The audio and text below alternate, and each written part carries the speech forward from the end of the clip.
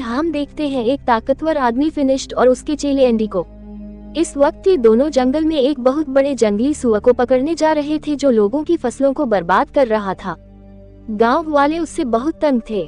इस खतरनाक जानवर के सामने भी फिनिश डरा नहीं। उसने एंडी से कहा कि सब मुझे हीरो मानते हैं, अगर मैंने इस सुअर को काबू में नहीं किया तो क्या इज्जत रह जाएगी मेरी। उसने हथियार उठाया और सुअर पर हमला किया, लेकिन इन छोटे हमलों से सुअर पर कोई भी असर नहीं हुआ। फिनिश की मदद के लिए एंडी ने भी अपने हथियार से सुअर पर हमला बोल दिया, लेकिन उसका हथियार सुअर की नाक में चला गया और वह नींद से जाग गया। अब सुअर गुस्से में आ गया और एंडी की ओर बढ़ा, लेकिन तभी फिनिश उसके आगे आ गया उसे रोकने के लिए। उसने पूरा जोर लगाया लेकिन इस ताकतवर जानवर को रोक नहीं पाया। अपना थोड़ा सा जोर लगाकर ही सुअर ने फिनिश को हवा में उड़ा दिया और आखिर में वह नीचे आकर सुअर के ऊपर ही गिरा। इस सुअर को काबू में लाने के लिए एंडी ने फिनिश की तरफ एक रस्सी फेंकी। जैसे ही फिनिश ने रस्सी पकड़ी, ये सुअर हवा में उड़ने लगा। फिनिश ने रस्सी को इस सुअर के दोनों पंखों और उसके सींग में बांध दिया, जिससे वो सुअर फिनिश के काबू में आ गया और फिनिश उसे अपने हिसाब से उड़ाने लगा। जल्द ही वो उसे उड़ाते हुए गांव में ले गया। जब गांव वालों ने देखा कि इतने बड़े जानवर को भी फिनिश अपने इशारों पर नचा रहा है तो सब लोग उसके नाम की जय जयकार करने लगे। इन्हीं लोगों के बीच बाबा यागा नाम की एक जादूगरनी भी है। उसने फिनिश से कहा कि अगर तुम इतने ही ताकतवर हो तो साबित करके दिखाओ। उसके घर के आगे एक बड़ा पत्थर पानी को रोक रहा है, तो उसने फिनिश को पत्थर वहां से हटाने की चुनौती दी। फिनिश ने कहा कि मैं बहुत बड़ी बड़ी मुसीबतों का सामना कर चुका हूं और जादूगरनी ने उसे यह छोटा सा चैलेंज दिया है। वो अपनी बहादुरी के किस्से सुनाने लगा। याका ने कहा कि जब तक मैं अपनी आंखों से नहीं देखती मैं नहीं मानने वाली। ये सुनकर अब सब लोग हंस पड़े। फिनिश गुस्से में अपने घर चला गया। उसे याका पर बहुत गुस्सा आ रहा था क्योंकि अब उसकी बहादुरी की तारीफ करने की बजाय लोग उसका मजाक उड़ा रहे हैं। अब वह अपनी ताकत को सबके सामने साबित करना चाहता था, जिससे लोग फिर से उसकी वाहवाही करने लगे। एंडी ने सलाह दी कि ऐसा करने का एक रास्ता है। सामने जो टावर है ना, ऐसा माना जाता है कि वहाँ एक राक्षस ने एक बेहद खूबसूरत लड़की को कैद कर रखा है और वह लड़की एक राजकुमारी है। अगर तुमने उस राक्षस को मारकर राजकुमारी को आजाद कर दिया तो पूरी दुनिया में तुम्हारा नाम गूंजेगा। फिनिश ने तय कर लिया कि वह इस राक्षस से जरूर लड़ेगा।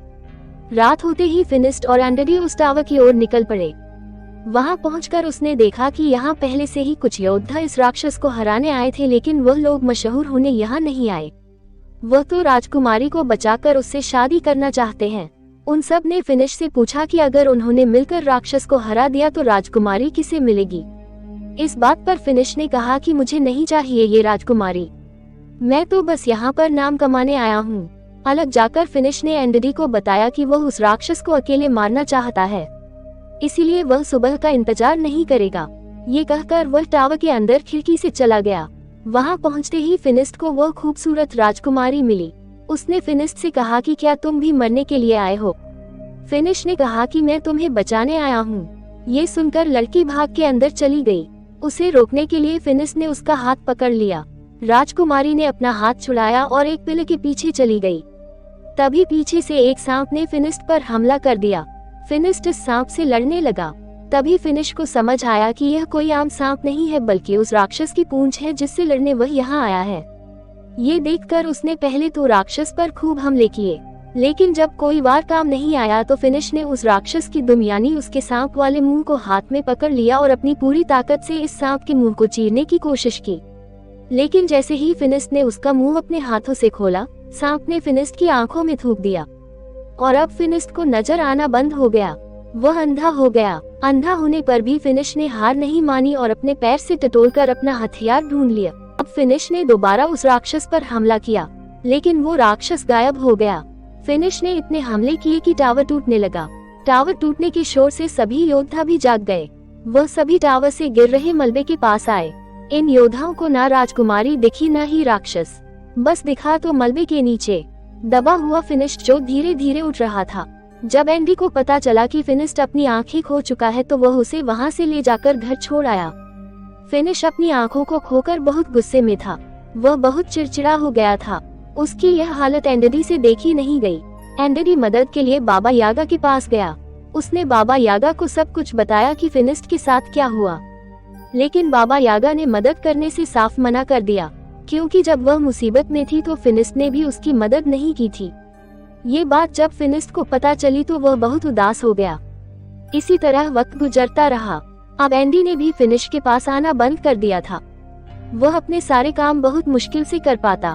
बाहर जाकर खाने पीने का सामान खरीद कर लाता, लेकिन बच्चे उसके फल चुरा लेते।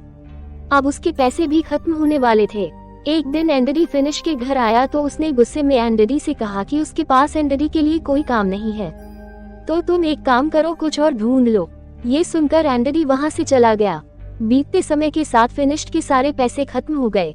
अब वह दिन आ गया कि फिनिश बाजार के सड़े गले फल खाने लगा।